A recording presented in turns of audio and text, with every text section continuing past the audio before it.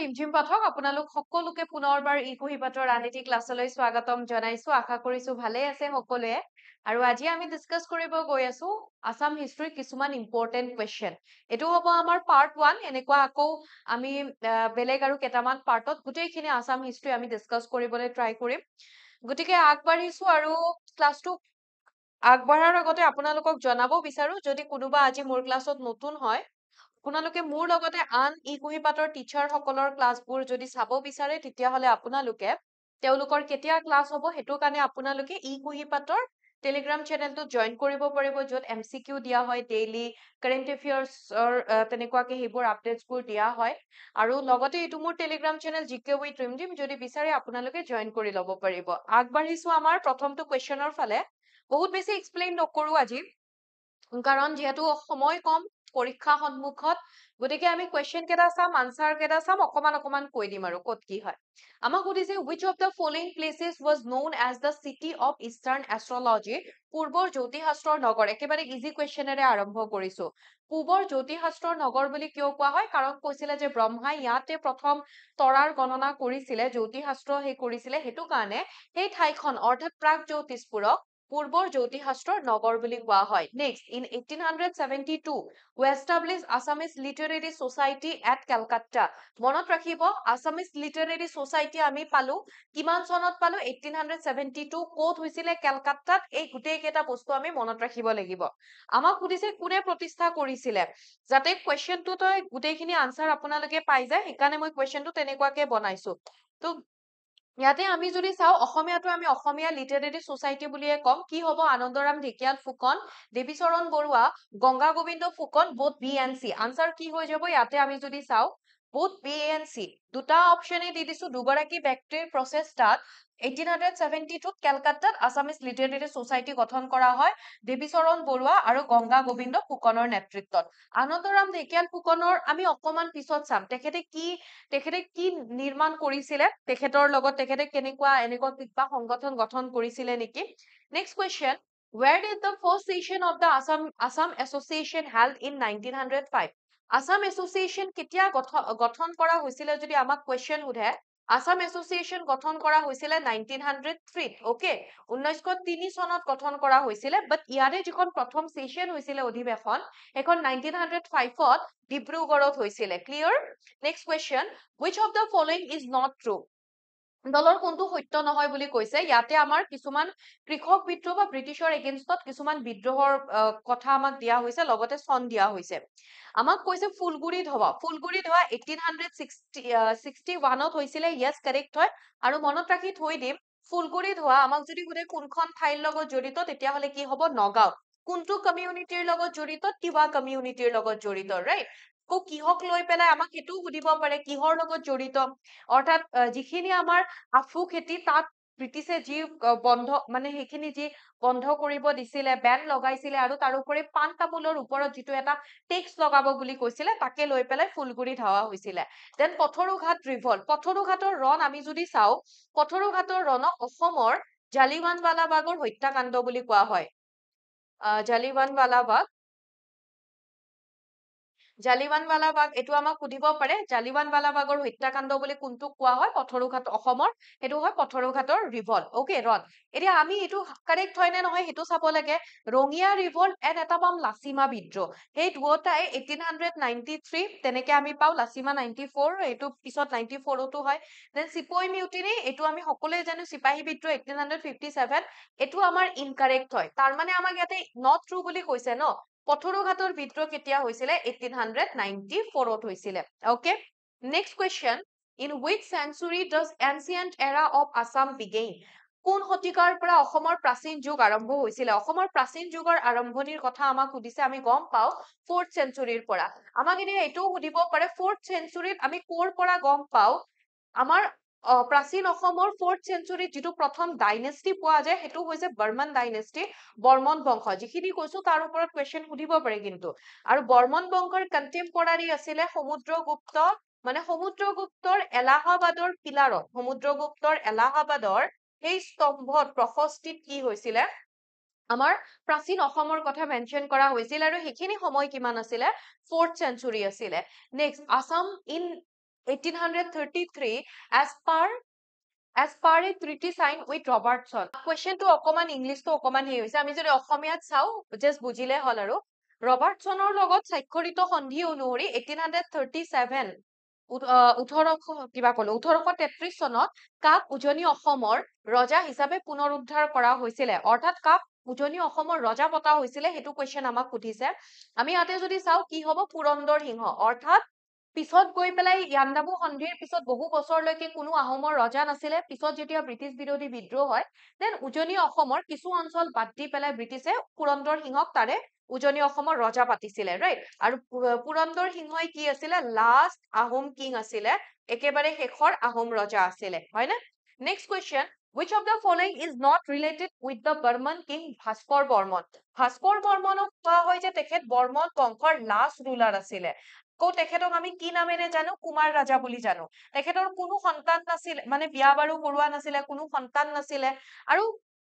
কিছুমানে কব বিচাৰে যে তেখেত লাষ্ট ৰুলাৰ নহয় তেখেতৰ পিছত এগৰাকী আছিলে অৱন্তি বৰ্মন বুলি তথাপিও কি হয় মোষ্ট একচেপ্টেড যিটো বেছিকে একচেপ্ট কৰা হয় যদি চাও ভাস্কৰ বৰ্মনকে তেখেতকে শেষৰ ৰজা বুলি বৰ্মন বংশৰ শেষৰ ৰজা বুলি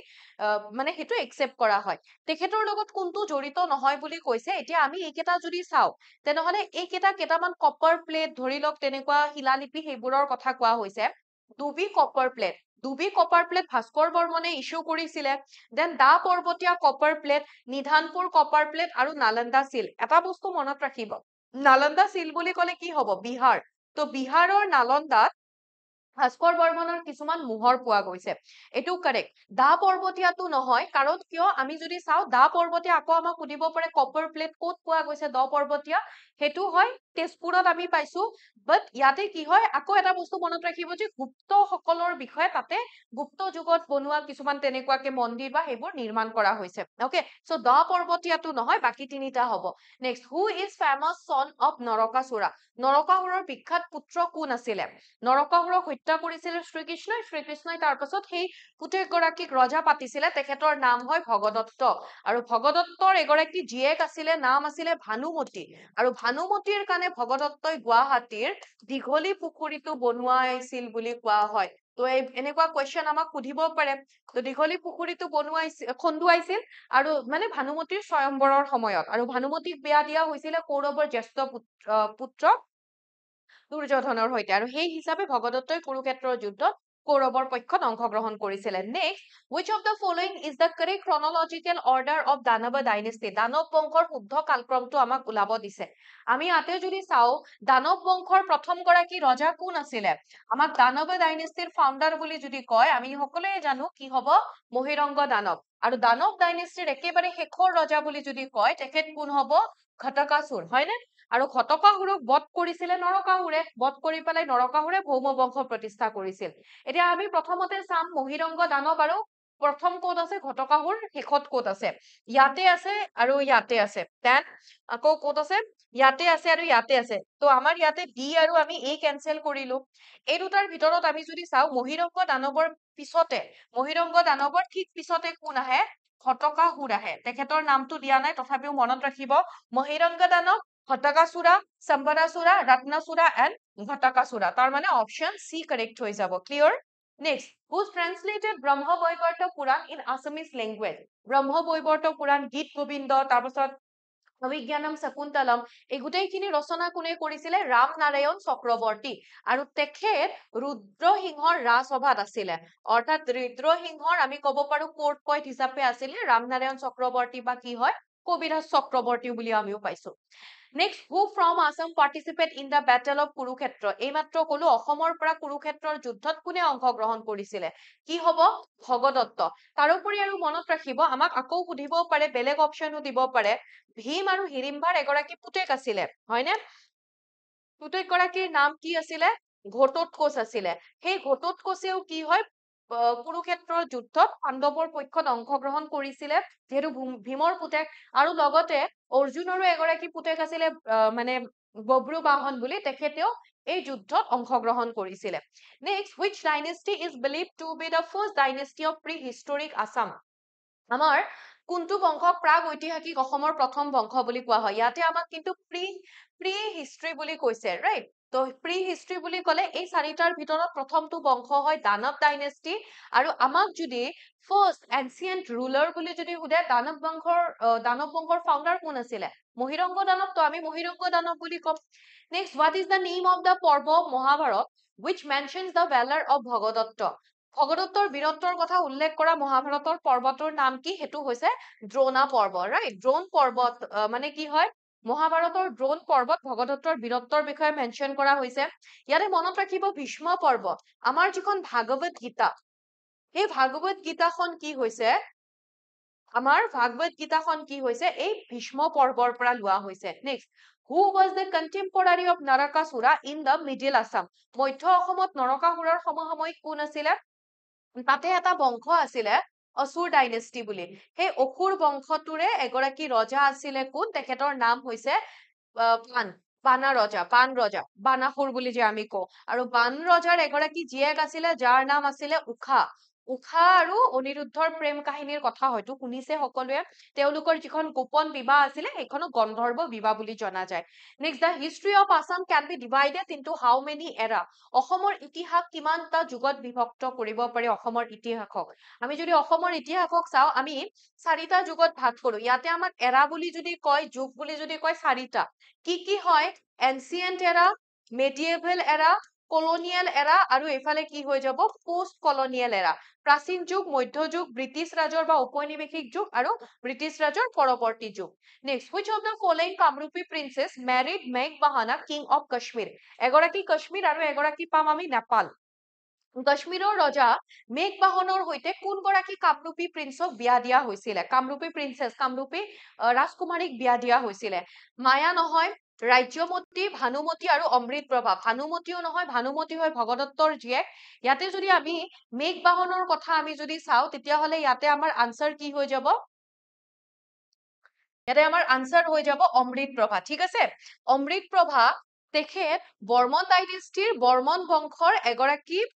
ৰজা আছিলে যাৰ নাম আছিলে বালা বৰ্মন আৰু সেই বালা বৰ্মনৰ জীয়েক আছিলে অমৃত প্ৰভা তাৰোপৰি ৰাজ্যমতী মনত ৰাখিব নেপালৰ এগৰাকী ৰজা পাওঁ আমি জয়দেৱ আছিলে তো নেপালৰ ৰজা জয়দেৱৰ সৈতে বিয়া দিয়া হৈছিলে ৰাজ্যমতী আৰু ৰাজ্যমতী হৰ্ষদেৱৰ জীয়েক হয় হৰ্ষদেৱ দেট মিনছ তেখেত শালস্তম্ভ বংশৰ এগৰাকী পাৱাৰফুল ৰজা আছিলে অকে মনত ৰাখিব এনেকুৱা আৰু এই যে অমৃত প্ৰভা মেঘবাহনৰ লগত বিয়া হল কাশ্মীৰৰ ৰজা এই গোটেইখিনি এখন কিতাপৰ পৰা আমি গম পাওঁ ৰাজতৰংগিনী বুলি যিখনৰ বিষয়ে এইখিনি কথা যিখনত এইখিনি কথা লিখা হৈছে আৰু সেইখন লিখিছিলে কোনে কলহানা Next, which king's copper plate mentions the custom of Devadasi and construction of a temple to Hetukasolin in the place where the Devadaki found? তাৰ মানে কি হৈছে এগৰাকী ৰজাৰ তাম্ৰফলিত দেৱদাসী প্ৰথা তথা দেৱদাসীসকলে বাস কৰা ঠাইখনত বা স্থানত হেতুকাচালিনৰ মন্দিৰ নিৰ্মাণ কৰাৰ কথা কোৱা হৈছে কোনগৰাকী ৰজা হ'ব আমি গোটেইকেইটা যদি অপচন চাওঁ তেনেহ'লে বনমালা বৰ্মনৰ তাম্ৰফলিত পোৱা গৈছে next which Kamrupa ruler left his seal at Nalanda University এইমাত্ৰ কলো নালন্দা ইউনিভাৰ্চিটিত আমাৰ কোনগৰাকী কামৰূপী ৰজাৰ মোহৰ পোৱা যায় তেখেত হ'ব ভাস্কৰ বৰ্মন এতিয়া আপোনালোকে হয়তো জানে ভাস্কৰ বৰ্মন কাৰ সমসাময়িক আছিলে আমাক যদি সোধে কন্টেম্পৰাৰী কাৰ আছিলে ভাস্কৰ বৰ্মন নৰ্থ ইণ্ডিয়াৰ এগৰাকী পাৱাৰফুল ৰুলাৰে ৰুল কৰি আছিলে আৰু তেখেতৰ নাম হৈছে হৰ্ষবৰ্ধন ৰাইট তো হৰ্ষবৰ্ধনৰ তেখেত সমসাময়িক আছিলে আৰু হৰ্ষবৰ্ধনে যি মহামেল পাতিছিলে তাতে ভাস্কৰ বৰ্মনকো পাৰ্চনেলি তেনেকুৱাকে তেখেতকো ইনভাইট কৰিছিলে ৰাইট আৰু তেনেকুৱাকে আমি অনুমান কৰিব পাৰো যে তাত আকৌ হৰ্ষবৰ্ধনে কি হয় নালন্দা ইউনিভাৰ্চিটি পেট্ৰনাইজ কৰিছিলে তো তেনেকুৱাকে আমি ক'ব পাৰো যে তাতে ভাস্কৰ বৰ্মনৰ তেনেকুৱাকে চিল পোৱা গৈছে মোহৰ পোৱা গৈছে next according to Hiuen Tsang what was the name of the famous port under Bhaskar Barman Hiuen Tsang আহিছিলে আমাৰ অসমলৈ তেখেতে প্ৰথম হৰ্ষবৰ্ধনৰ ৰাজসভাত আহিলে পিছত ভাস্কৰ বৰ্মনৰ আমন্ত্ৰণত তেখেত ইয়াতে আহিল তেখেতে অসমৰ বিষয়ে কামৰূপৰ বিষয়ে যিখিনি লিখিছিলে যিখিনি কৈছিলে সেইখিনি আমি গম পাওঁ তেখেতৰ এখন বুক CUT পৰা ৰাইট তো ইয়াতে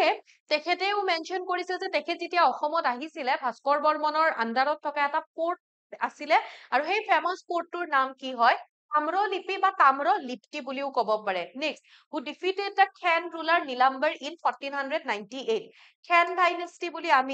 আমি মেডিয়েভেল ইণ্ডিয়াত মধ্যযুগৰ অসমত এটা বংশ পাওঁ খেন ডাইনেষ্টি খেন বংশ তিনিগৰাকীয়ে ৰজা পাওঁ এই খেন বংশৰ ফাউণ্ডাৰ আৰু লাষ্ট ৰুলাৰ ইম্পৰ্টেণ্ট মনত ৰাখিব ফাউণ্ডাৰ আছিলে নীলধ্বজ তাৰ পাছত ছেকেণ্ড ৰুলাৰ আছিলে চক্ৰধ্বজ আৰু লাষ্ট ৰুলাৰ গৰাকী কোন হৈ গল নীলাম্বৰ কাৰণ ইয়াতে আমাক দিছে ন যে কোনে খেন বংশৰ ৰজা নীলাম্বৰক হৰুৱাইছিলে নীলাম্বৰ খেন ডাইনেষ্টিৰ লাষ্ট ৰুলাৰ কিমান চনত হৰুৱাইছিলে মনত ৰাখিব 1498 আৰু তেখেত কোন হ'ব তেখেত হয় আলাউদ্দিন হুছেইন শাহ ৰাইট কি হ'ব আলাউদ্দিন হুছেইন শাহ আৰু কোৱা হয় যে এই আলাউদ্দিন হুছেইন শাহ তেখেতৰ লগতে তেখেতৰে এগৰাকী জেনেৰেল আছিলে অলিয়া গিয়াছুদ্দিন অলিয়া আৰু তেখেতৰ লগতে আহিছিলে আৰু তাৰ পিছত তেখেতে যিটো পোৱা মক্কা আমি কওঁ গিয়াছুদ্দিন অলিয়া তেখেতে বনাইছিলে এগৰাকী চেইণ্ট হয় তো প্ৰথম অৱস্থাত আমি যদি চাওঁ তেখেত আলাউদ্দিন হুছেইন শাহৰ এগৰাকী জেনেৰেল আছিলে পিছত গৈ পেলাই তেখেতে মক্কাৰ পৰা এপোৱা মাটি আনি পেলাই তেনেকুৱাকে পোৱা মক্কাটো বনাইছিলে আৰু তাৰ পিছত ইছলাম সমাজত তেখেতক মানে পিছত এগৰাকী সুফি বা চেইণ্ট বা এগৰাকী সাধু হিচাপে তেখেতক গণ্য কৰা হয় আৰু কোৱা হয় যে তেখেতৰ মৃত্যুৰ পিছত তেখেতৰ সমাধিটো তাতেই দিয়া হৈছে next which of the following dynasty is known as Thapita Sanchita বুলি কাক জনা গৈছিলে কছাৰী সকলক জনা গৈছিলে হয়নে তো কছাৰী সকলক এই যে থাপিতা সঞ্চিতা বুলি জনা গৈছিলে মানে এই কছাৰী কিংডম এনেক্স কৰিছিলে কছাৰী সকলক আমি যদি চাও কছাৰী সকলক হৰুৱাইছিলে কোনে কছাৰী সকলক হৰুৱাইছিলে চুহুংমুঙে আৰু কছাৰী সকলক চুহুংমুঙে হৰুৱাৰ পিছত সেই কছাৰী ৰাজ্য চোৱাচিতাৰ কাৰণে চুহুংমুঙে এটা পোষ্ট এটা ইন্ট্ৰডিউস কৰিছিলে মৰঙী খোৱা গোসাই আৰু কছাৰী সকলৰে এগৰাকী কোঁৱৰ তেওঁলোকক মানে কৰতলীয়া ৰজা হিচাপে ৰাখিছিলে তেওঁলোকৰে এগৰাকী কোঁৱৰ ডেথ চুঙক কৰতলীয়া ৰজা হিচাপে এপইন্ট কৰা হৈছিলে ওকে আৰু যদি আমাক সদিয়া খোৱা গোসাই বুলি কয় হেতু হ'ব চুতীয়া ৰাজ্য চোৱাচিতাৰ কাৰণে চুহুংমুঙে ইন্ট্ৰডিউস কৰিছিলে next question who was the author of ৰাজতাৰাংগিনী এইমাত্ৰ কলো ৰাজতাৰাংগিনী কোনে লিখিছিলে য'ত কাশ্মীৰৰ বিষয়ে বৰ্ণনা কৰা হৈছে আৰু এইখন লিখিছিলে কোনে কালহানাই লিখিছিলে পানিনিয়ে কি লিখিছিলে অষ্টাধ্যায়ী লিখিছিলে ৰাইট তো হেতু মনত ৰাখিব next who was the progenitor of Koches কোচসকলৰ পূৰ্বপুৰুষ কোন আছিলে পূৰ্বপুৰুষ আৰু ইয়াতে আমি যদি বিশ্বসিংহ বুলি দিও ভুল হ'ব কাৰণ বিশ্বসিংহ কোচ সাম্ৰাজ্যৰ প্ৰতিষ্ঠাপক আছিলে তথা তেখেত কোচ সাম্ৰাজ্যৰ প্ৰথম গৰাকী ৰুলাৰ আছিলে কোচসকলৰ প্ৰজেনিটৰ বুলি ক'লে কি হ'ব হাৰিয়া মণ্ডল তেখেতে গোৱালপাৰাত এখন ঠাই আছে চিকন গ্ৰাম বুলি তো সেই গোৱালপাৰাৰ চিকন গ্ৰামত তাতে তেখেতে কি হয় কেইটামান তেখেতে তাতে পৰিয়ালৰ তেনেকুৱাকে তেওঁলোকৰ চিফ আছিলে next in 1585 Koch kingdom was visited by an English traveler. What was the name? 1585 চনত কোচ সাম্ৰাজ্যত এগৰাকী ইংৰাজী বিষয়াই ভ্ৰমণ কৰিছিলে তেখেতৰ নাম কি হয় সুধিছে আকৌ 1585 আমি যদি চাও তেখেতে সেই যিগৰাকী আহিছিলে ন ইংলিছ ট্ৰেভেলাৰ তেখেতে কি হয় মুগল সকলৰ দৰবাৰতো গৈছিল আৰু সেইখিনি সময়ত মুগলৰ ৰজা কোন আছিলে আকবৰ সো ইয়াতে আমাৰ আনসাৰটো কি হৈ যাব কোনো বেলেগ আন কোনো নহয় ৰাল্ফ ফিটজ কেতিয়াবা আমাক সুধিব পাৰে ৰাল্ফ ফিটজৰ টোকা মতে তেখেতৰ নোটটোত কোচ সাম্ৰাজ্যৰ ৰজা কোন আছিলে তেখেতে সেই নোটটোত তেখেতৰ লিখিছিলে যে সেইখিনি সময়ত কোচ সাম্ৰাজ্যৰ ৰজা আছিলে শুক্লধ্বজ এতিয়া শুক্লধ্বজ যদি আমি কো শুক্লধ্বজ বুলি ক'লে চিলাৰাইক কোৱা হয় চিলাৰাইটো ৰজা নাছিলে মল্লদেৱ বুলি ক'লে নৰনাৰায়ণ আছিলে আমি দুটা বস্তু অনুমান কৰিব পাৰো মেবি সেইখিনি সময়ত নৰনাৰায়ণ নাছিলে সাম্ৰাজ্যত তেওঁৰ অনুপস্থিতিত চিলাৰায়ে চাইছিলে আৰু নহলে হয়তো এইটো অনুমান কৰিব পাৰো যে ৰজাতকেও চিলাৰাইৰ হেতু বহুত বেছি আছিলে ওকে মানে তেখেতৰ যদি চাও চাৰিওফালে তেখেতৰে গুণ গৰিমা গাইছিলে next which of the following Ahom king was known as বুদ্ধি স্বৰ্গনাৰায়ণ নিম্নলিখিত কোনজন আহোম ৰজা বুদ্ধি স্বৰ্গনাৰায়ণ নামেৰে জনাজাত কোন গৰাকী অতি বিচক্ষণতাৰে তেখেতে মানে যেনেকে তেখেতে শাসন কৰিছিলে হেতু কাৰণে মানুহৰ দ্বাৰা তেখেতক বুদ্ধি স্বৰ্গনাৰায়ণ বুলি কোৱা হৈছিলে তেখেতৰ নাম কি হয় প্ৰতাপ সিংহ তেখেতক আকৌ আমি কি বুলি জানো বুঢ়া ৰাজা বুলিও জানো প্ৰতাপ সিংহ তেখেতৰ হিন্দু নাম আৰু তেখেতৰ আহোম নেমটো হৈছে সুচেংফা ওকে আৰু তেখেতৰ লগত জড়িত কিছুমান আমি চাব লাগিব next which Ahom king created the post of Borphukan and Borbarua কোন গৰাকী আহোম ৰজাই বৰফুকন বৰবৰুৱা দুটা পোষ্ট ইন্ট্ৰডিউস কৰিছিলে প্ৰতাপ সিংহ চুহুংমুঙৰ আমি যদি কওঁ চুহুংমুঙে ইন্ট্ৰডিউস কৰিছিলে বৰপাত্ৰ গোসাই আৰু প্ৰথম গৰাকী বৰপাত্ৰ গোসাই আছিলে কনচেং বৰপাত্ৰ গোসাই ৰাইট প্ৰথম গৰাকী আমাক যদি সুধে বৰফুকন কোন আছিলে লাচিত নহয় কিন্তু প্ৰথম গৰাকী বৰফুকন আছিলে লাঙি পানিছিয়া ওকে লাঙি পানিছিয়া আৰু প্ৰথম গৰাকী বৰবৰুৱা আছিলে লাচিত বৰফুকনৰ দেউতা মোমাই তামুলী আৰু এনেকুৱাকে এই তিনিটা যি তিনিটা পালো এই তিনিটা কোৱা হৈছিলে পাত্ৰ মন্ত্ৰী ঠিক তেনেকুৱাকে আহোমৰ ৰাজসভাত আহোম সাম্ৰাজ্যত আৰু দুটা আছিলে টোটেল 5টা পাত্ৰ মন্ত্ৰী আছিলে এটা হয় বৰগোহাঁই আৰু এটা কি হয় বুঢ়াগোহাঁই তো এই বৰগোহাঁই আৰু বুঢ়াগোহাঁই এই দুটা পোষ্ট কোনে ইন্ট্ৰডিউস কৰিছিলে চুকাফা প্ৰথম গৰাকী আহোম স্বৰ্গদেউ চুকাফাই ইন্ট্ৰডিউস কৰিছিলে নেক্সট আমাক কি সুধিছে in which year was the Kumar Bhaskar Barma university of Sanskrit and archaeological study establish in নলবাৰীত এখন সংস্কৃত ইউনিভাৰ্চিটি আছে মানে এখন কুমাৰ ভাস্কৰ বৰ্মা বুলি তেনেকুৱাকে সংস্কৃত এখন ইউনিভাৰ্চিটি আছে হয়তো শুনিছে সেইখন কেতিয়া প্ৰতিষ্ঠা কৰা হৈছিলে যিগৰাকী আমাৰ বৰ্মন বংশৰ ৰজা ভাস্কৰ বৰ্মনৰ নামতে তেনেকুৱাকে এইখন প্ৰতিষ্ঠা কৰা হৈছে 2011 চনত নেক্সট হু ইন্ট্ৰডিউস পচা সিস্টেম দফলা মিৰিসকলৰ তেনেকুৱাকে সেইখিনি মানে আক্ৰমণ ৰক্ষা কৰিবৰ কাৰণে তেনেকুৱাকে পচা সিস্টেম ইন্ট্ৰডিউস কৰা হৈছিলে প্ৰতাপ সিংহৰ দ্বাৰা আমাক যদি সুধে হু ইন্ট্ৰডিউস পাইক সিস্টেম পাইক প্ৰথা কোনে ইন্ট্ৰডিউস কৰিছিলে তেতিয়া হলে হ'ব মোমাই তামুলী কোন গৰাকী ৰজা যদি সুধে পাইক সিস্টেম ইন্ট্ৰডিউস কৰাৰ সময়ত পাইক প্ৰথা ইন্ট্ৰডিউস কৰাৰ সময়ত ৰজা কোন আছিলে যদি সুধে তেতিয়া হলে কি হ'ব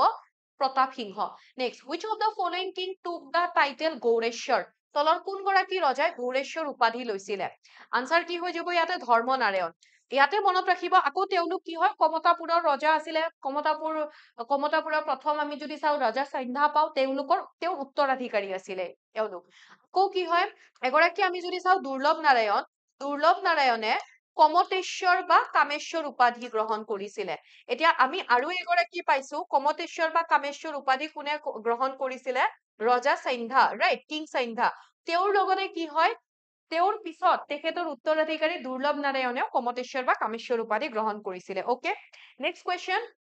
Mir Jumla invaded Assam during the reign of which of the following Ahom king মিৰ্জুমলাক কোনে পঠাইছিলে ঔৰংগজেবে পঠাইছিলে কিহৰ কাৰণে গুৱাহাটী পুনৰুদ্ধাৰ কৰিবৰ কাৰণে অসম আক্ৰমণ কৰিবৰ কাৰণে সেইখিনি সময়ত আহোমৰ ৰজা কোন আছিলে আহোমৰ ৰজা আছিলে জয়ধ্বজ সিংহ মিৰ্জুমলাই যেতিয়া অসম আক্ৰমণ কৰিছিলে আহোম সাম্ৰাজ্য আক্ৰমণ কৰিলে সেইখিনি সময়ত জয়ধ্বজ সিংহই তেখেতৰ যেতিয়া মিৰ্জুমলাই তেখেতৰ ৰাজধানী অধিগ্ৰহণ কৰিলে তেখেতে যুদ্ধৰ সন্মুখীন হ'ব গৈ তেখেতে পলাই গুচি গল আৰু পলাই গুচি যোৱাৰ কাৰণে তেখেতক আহোমৰ ইতিহাসত ভগনীয়া ৰজা বুলি কোৱা হয় পলাই গুচি গৈছিল যে সো ভগনীয়া ৰজা নেক্সট হু ইজ দ্য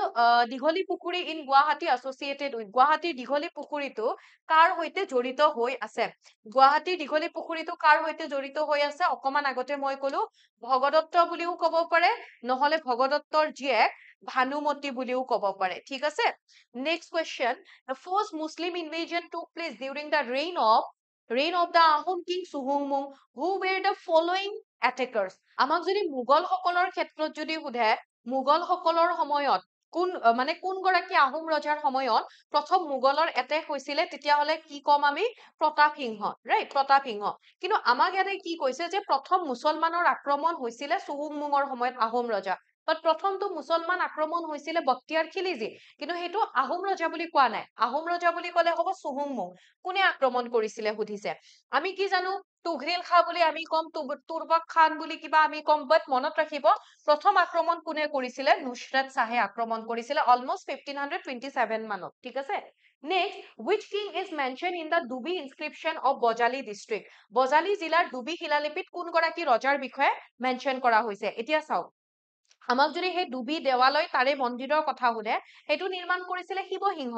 বাট তাতে যিবোৰ ইনস্ক্ৰিপশ্যন পোৱা গৈছে শিলালিপি পোৱা গৈছে সেই শিলালিপিত কোন গৰাকী ৰজাৰ বিষয়ে মেনশন কৰা হৈছে সেইটো সোধা হৈছে ইয়াৰে আনসাৰটো কি হৈ যাব Pushya Barman okay Pushya Barman that means founder of Barman dynasty তেখেত বৰ্মন বংশৰ ফাউণ্ডাৰ আছিলে আৰু তেখেতক বিষ্ণুৰ দ্বিতীয় অৱতাৰ বুলি তাতে উল্লেখ কৰা হৈছে next who sign the treaty of মাজুলীৰ সন্ধি কেতিয়া স্বাক্ষৰিত হৈছিলে কাৰ মাজত স্বাক্ষৰিত হৈছিলে কোচ আৰু আহোম সকলৰ মাজত কাৰণ 1562 কোচ সকলে আহোম সাম্ৰাজ্য আহোম সাম্ৰাজ্য অধিগ্ৰহণ কৰি লৈছিলে আৰু তাৰ ফলস্বৰূপে 1563 আহোম আৰু কোচ সকলৰ মাজত ট্ৰিটি অফ মাজুলী হয় মাজুলীৰ সন্ধি হৈছিলে কোচসকলৰ কথা যদি আমি যদি কওঁ, ৰজা আছিলে নৰনাৰায়ণ, আৰু নৰনাৰায়ণ যদি ৰজা আছিলে, এইফালে কোন আছিলে? সেনাপতি চিলাৰায় আছিলে। বাট আহোমৰ ৰজা কোন আছিলে? আহোমৰ ৰজা আছিলে খুৰা ৰজা। Okay, next question, which of the following statement is true about the treaty of অসুৰৰ আলি? এতিয়া অসুৰৰ আলি সন্ধি কাৰ সময়ত স্বাক্ষৰিত হৈছিলে যদি সোধে, তেতিয়াহ'লে আনসাৰ হৈ যাব প্ৰতাপ সিংহ। কাৰণ কিয় আমি যদি চাওঁ, অসুৰৰ আলি সন্ধি হল মানে প্ৰতাপ সিংহৰ সময়ত মোগল সকলৰ লগত প্ৰথম আহোমৰ সংঘৰ্ষ হৈছিলে কলো, তো তাৰ পিছতে অসুৰৰ আলি চুক্তি বা অসুৰৰ আলি সন্ধি স্বাক্ষৰিত হয়। গোটেইকেইটা অপশ্যনৰ ভিতৰত যদি চাওঁ, দা আহোম কিং ৱাজ চন্দ্ৰকান্ত সিংহ, কলোৱে প্ৰতাপ সিংহ, কোনটো ট্ৰু বুলি কৈছে? যিকোনো এটা ট্ৰু হ'ব। দেন এইটো যেনেকুৱাকে আহোম আৰু মোগলৰ মাজত হোৱা বুলি কলো, তো আহোম আৰু মোগলৰ মাজত যদি হৈছিলে, তেনেহলে আমাৰ আনসাৰ কি হৈ যাব? Option C. মনত ৰাখিব খালি এটা বস্তু, এইটো যিটো অসুৰৰ আলি সন্ধি যে স্বাক্ষৰিত হৈছিলে, সেই অসুৰৰ আলি সন্ধিয়ে আহোম আৰু মোগলৰ মাজৰ সীমা নিৰ্ধাৰণ কৰিছিলে। উত্তৰ পাৰৰ ব্ৰহ্মপুত্ৰৰ উত্তৰ পাৰৰ বৰনদীক এইফালে, আৰু এইফালে আমি যদি চাওঁ দক্ষিণ পাৰৰ অসুৰৰ আলি আহোম আৰু মোগলৰ সীমা হিচাপে নিৰ্ধাৰণ কৰা হৈছিলে। Then the first battle fought by Ahom against the Mughal was, আহোমসকলে মোগলৰ বিৰুদ্ধে কৰা প্ৰথমখন যুদ্ধ কি আছিলে? সেইখন কি হব? ইয়াতে আমি যদি চাওঁ, বেটেল অফ ভৰালি। অকে, আমাক আকৌ যদি সোধে কিমান চনত হৈছিলে, অলমোষ্ট কিমান হ'ব? 1516, ৰাইট? আকৌ আমাক যদি সোধে, সৰি 1615, অকে, উল্টা হৈ গল মোৰ। আৰু আমাক ইয়াতে যদি সোধে যে লাষ্ট বেটেলখন কেতিয়া হৈছিলে, লাষ্ট বেটেলখন হ'ব 1681, আৰু সেইখন কি আছিলে? ইটাখুলিৰ যুদ্ধ হৈছিলে, বেটেল অফ ইটাখুলি, আৰু সেইখন হৈছিলে গদাধৰ সিংহৰ সময়ত। Next, the first invasion of the Burmese took place during the reign of which of the following Ahom king? বাৰ্মিজৰ কথা কোৱা হৈছে, মানসকলৰ কথা কোৱা হৈছে। মানসকলে তিনিবাৰ আমাৰ অসমত আক্ৰমণ কৰিছিলে। মানসকলক কোনে লৈ আহিছিলে? বদন চন্দ্ৰ বৰফুকনে। কেতিয়া কেতিয়া আক্ৰমণ কৰিছিলে? 1817, 1819, 1821। তো মানসকলে কেতিয়া আক্ৰমণ কৰিছিলে? প্ৰথম 1817, সেইখিনি সময়ত কোন ৰজা আছিলে? চন্দ্ৰকান্ত সিংহ আছিলে। Next, who was the British Governor General when Anglo-Burmese conflict first started in 1824? Anglo-Burmese তাৰ মানে ব্ৰিটিছ ইংগো বাৰ্মা যুদ্ধ বুলি আমি ক'ব পাৰো, ব্ৰিটিছ আৰু বাৰ্মিজ সকলৰ মাজত হৈছিলে। কেতিয়াৰ পৰা কেতিয়ালৈ? 1824 পৰা 1826 লৈ হৈছিলে। অকে, তো এই যুদ্ধত সেইখিনি সময়ত গভৰ্ণৰ জেনেৰেল কোন আছিলে? আমাক সুধিছে, মনত ৰাখিব লৰ্ড আৰ্মহাৰ্ষ্ট আছিলে।